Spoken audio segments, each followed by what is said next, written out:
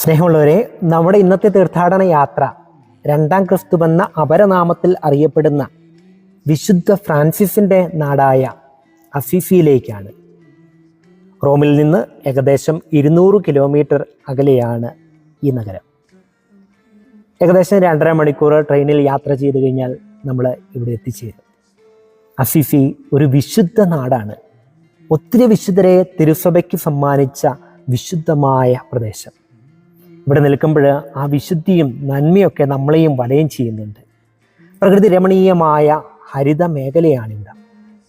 ശുദ്ധമായ വായുവും പച്ചപ്പിൻ്റെ തണലും ഈ പ്രദേശത്തെ അതിമനോഹരമാക്കി തീർക്കുന്നുണ്ട്.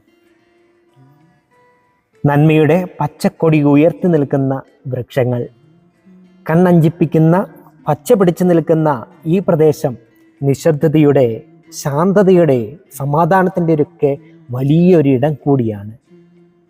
ഇതൊരു മലയോര പ്രദേശമാണ്. ഇവിടെ നിന്ന് നമ്മൾ താഴേക്ക് നോക്കുമ്പോൾ നമുക്ക് അസിസിയുടെ താഴ്വാര പ്രദേശം മനോഹരമായി പച്ചപിടിച്ച് നിൽക്കുന്നതായിട്ട് നമുക്ക് കാണാനായിട്ട് സാധിക്കും. അസിസിയുടെ തെരുവീഥികളെല്ലാം വളരെ ഇടുങ്ങിയതാണ്. ഒരു വാഹനത്തിന് മാത്രം കഷ്ടിച്ച് പോകാവുന്ന ചെറിയ ഇടുങ്ങിയ വഴികൾ. നമ്മളിതാ വിശുദ്ധ ഫ്രാൻസിസിൻ്റെ വീട്ടിലേക്ക് എത്തിയിരിക്കുകയാണ്. വിശുദ്ധ ഫ്രാൻസിസിൻ്റെ മാതാപിതാക്കളുടെ ഒരു സ്റ്റാച്യു നമുക്ക് വീടിൻ്റെ മുന്നിലായിട്ട് കാണാം. വീട് അടച്ചിട്ടിരിക്കുകയാണ്, അതുകൊണ്ട് നമുക്ക് പിന്നെ വരാം. 1182 പീറ്റർ ബെർണാർഡിൻ്റെയും പീക്കയുടെയും മൂത്ത മകനായിട്ടാണ് ഈ വീട്ടിലെ വിശുദ്ധ ഫ്രാൻസിസ് ജനിക്കുന്നത്. ഫ്രാൻസിസിൻ്റെ അമ്മ പീക്ക അവനെ ദൈവവിശ്വാസത്തിൽ വളർത്തിക്കൊണ്ടുവന്നു. അവരുടെ വിശ്വാസ ജീവിതത്തിന് കാവലും കരുത്തും നൽകി ഊർജ്ജസ്വലമായിട്ട് വിശ്വാസ ജീവിതത്തെ മുന്നോട്ട് കൊണ്ടുപോകുവാൻ സഹായിച്ചതാണ് വിശുദ്ധ റൂഫിനോ കത്തീഡ്രൽ ചർച്ച്. ഈ ദേവാലയത്തിൽ ഇന്നൊരു വിവാഹം നടക്കുകയാണ്. നമുക്ക് ആ നവദമ്പതികൾക്ക് വേണ്ടിയിട്ട് പ്രാർത്ഥിക്കാം.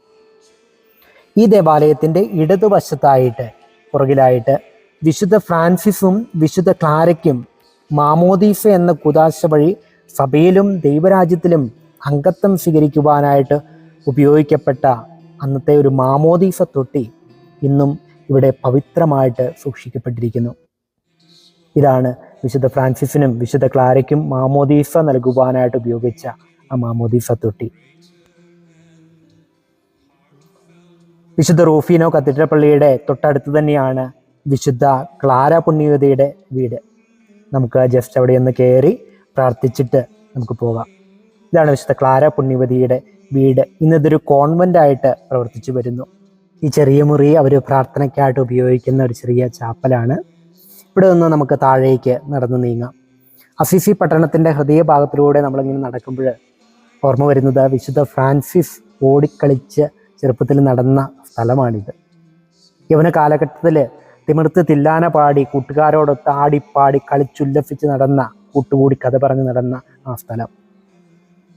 ഫ്രാൻസിസിൻ്റെ അപ്പൻ്റെ വലിയൊരു ആഗ്രഹമായിരുന്നു മകനെ ഒരു വലിയ പ്രഭുവാക്കണം. അതുകൊണ്ട് തന്നെ അടുത്ത നഗരമായ പെർജിയുമായിട്ടുള്ള യുദ്ധത്തിന് ഫ്രാൻസിസിനെ പറഞ്ഞു വിടുന്നു. ആ യുദ്ധത്തിൽ അസീസി പരാജയപ്പെടുന്നു. ഫ്രാൻസിസിനെയും കൂട്ടരെയും ഒരു ബന്ദികളാക്കിയിടുന്നു. അങ്ങനെ 1 വർഷം ബന്ധനത്തിലായിരുന്ന ഫ്രാൻസിസിനെ അപ്പൻ പെറോജിക്ക് പണം കൊടുത്ത് തിരികെ കൊണ്ടുവരികയാണ്. ഫ്രാൻസിസ് അല്പം രോഗിയായിരുന്നു. പ്രാർത്ഥനയിലൊക്കെ കൂടുതൽ വളർന്നു. എന്നാൽ അപ്പൻ വീണ്ടും അവനെ യുദ്ധത്തിന് പോകാൻ പ്രേരിപ്പിച്ചുകൊണ്ടിരുന്നു. അപ്പൻ്റെ നിർബന്ധത്തിന് കീഴ്വഴങ്ങി വീണ്ടും ഫ്രാൻസിസ് പെറുജിയുമായിട്ടുള്ള യുദ്ധത്തിന് പോവുകയാണ്. അവിടെ വെച്ച് അങ്ങോട്ട് പോകുമ്പോൾ സ്പൊളോറ്റയുടെ താഴ്വരയിലായിരിക്കുമ്പോൾ ഫ്രാൻസിസിനൊരു ദർശനം ഉണ്ടാവുകയാണ്. അവനിങ്ങനെ ഒരു സ്വരം കേട്ടു: ഗുരുവിനെ സേവിക്കുന്നതാണോ അതോ വൃത്തിനെ സേവിക്കുന്നതാണോ ഉത്തമം? ഗുരുവിനെ എന്ന് പറഞ്ഞുകൊണ്ട് ഫ്രാൻസിസ് തിരിച്ചു വരികയാണ്. അങ്ങനെ ഫ്രാൻസിസ് കൂടുതൽ പ്രാർത്ഥിക്കാനായിട്ട് സമയം കണ്ടെത്തുന്നു. ഇത് റൂഫിനോ ചർച്ചിൻ്റെ ഏറ്റവും അടിയിലുള്ള ചെറിയൊരു ഫ്രാൻസിസ് ഒറ്റയ്ക്ക് പോയിരുന്നെന്ന് പ്രാർത്ഥിക്കുമായിരുന്നു. ആ ഒരു റൂമാണിത്. ഇന്ന് അത് അറിയപ്പെടുന്നത് ഓർട്ടറി ഓഫ് സെൻറ്റ് ഫ്രാൻസിസ് എന്നാണ്. അങ്ങനെ ഇവിടെ ഇരുന്ന് പ്രാർത്ഥിച്ച് പ്രാർത്ഥനയുടെ ആഴങ്ങളിലേക്ക് പോയി ഈശോയുടെ വലിയ സ്നേഹവും സന്തോഷവും സമാധാനവും ഒക്കെ ഹൃദയത്തിൽ ആവോളം അനുഭവിച്ച് അത് മറ്റുള്ളവർക്ക് പകർന്നു കൊടുക്കാൻ തുടങ്ങി. കുഷ്ഠരോഗികളെ ഒന്നും ഇഷ്ടമില്ലായിരുന്ന ഫ്രാൻസിസ് അവരെ സ്നേഹിക്കാനായിട്ട്, കെട്ടിപ്പിടിക്കാനായിട്ട്, ഇഷ്ടപ്പെടാനായിട്ട് തുടങ്ങി. ദൈവത്തിൻ്റെ സകല സൃഷ്ടികളെയും ഓർത്തുകൊണ്ട് ദൈവത്തിന് നന്ദി പറഞ്ഞ് പാടി സ്തുതിച്ചുകൊണ്ട്, സർവ്വസൃഷ്ടിജാലങ്ങളെ ദൈവത്തെ പാടി സ്തുതിക്കുവൻ, മഹത്വപ്പെടുത്തുവൻ എന്ന് പറഞ്ഞുകൊണ്ട് അവയോടൊപ്പം ദൈവത്തെ സ്തുതിച്ച് മഹത്വപ്പെടുത്തി. ഫ്രാൻസിസ് പ്രാർത്ഥിക്കാൻ പോകുന്ന മറ്റൊരു ദേവാലയമാണ് സാന്താമിയോനോ ചർച്ച്. നമുക്ക് അങ്ങോട്ട് നീങ്ങാം.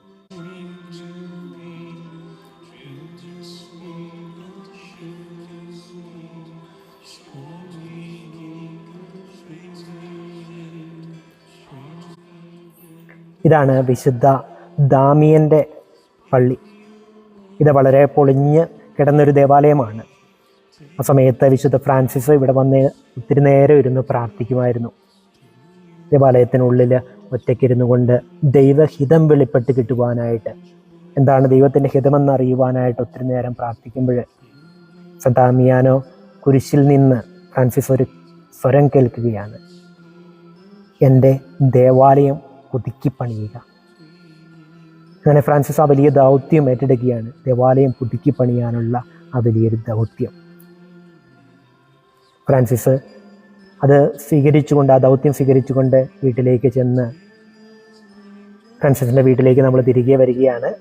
ഫ്രാൻസിസിൻ്റെ വീട്ടിൽ ഇപ്പോഴിത് തുറന്നിട്ടിരിക്കുകയാണ്. നമുക്കും അകത്തേക്ക് കയറാം. ഫ്രാൻസിസിൻ്റെ വീട് നമുക്ക് കാണാം. മനോഹരമായ ഈ ഒരു ദേവാലയമായിട്ടാണ് ഇത് പ്രവർത്തിക്കുക. ഈ ദേവാലയത്തിനുള്ളിൽ നമുക്ക് കയറാം, പ്രാർത്ഥിക്കാം.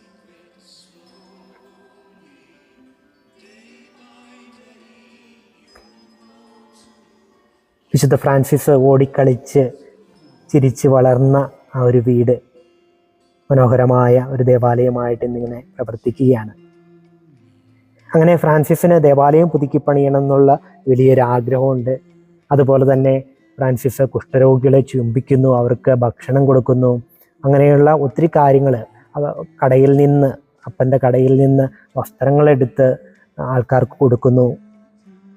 അങ്ങനെയായപ്പോൾ ഫ്രാൻസിസിൻ്റെ അപ്പൻ ഫ്രാൻസിസിനെ പൂട്ടിയിട്ട റൂമാണിത്. വീട്ടുതടങ്കലിലായിരിക്കുമ്പോൾ ഫ്രാൻസിസ് പ്രാർത്ഥനയിലായിരുന്നു. എന്നാൽ ഫ്രാൻസിസിൻ്റെ അമ്മ ഫ്രാൻസിസിനെ സഹായിക്കുന്നു, തുറന്നു വിടുന്നു. അമ്മമാരെപ്പോഴും അങ്ങനെയാണല്ലോ. അങ്ങനെ ഫ്രാൻസിസ് കൂടുതൽ പ്രാർത്ഥനയിൽ ആഴപ്പെടുവാനായിട്ട് വീണ്ടും തൻ്റെ ആത്മീയ യാത്ര തുടരുകയാണ്.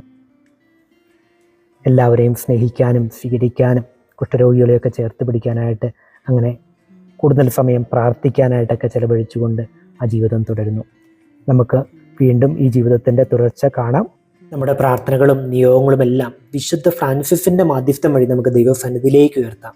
അവിടുത്തെ വലിയ അനുഗ്രഹം നമുക്ക് സ്വീകരിക്കാം. നമ്മുടെ കർത്താവായ ഈശോ മിശിഹായുടെ കൃപയും പിതാവായ ദൈവത്തിൻ്റെ സ്നേഹവും പരിശുദ്ധാത്മാവിൻ്റെ സംസർഗവും നാം എല്ലാവരോടും കൂടെ ഉണ്ടായിരിക്കട്ടെ, ഇപ്പോഴും എപ്പോഴും എന്നേക്കും. ആമേൻ. ഈശോ മിശിഹായ്ക്ക് സ്തുതിയായിരിക്കട്ടെ.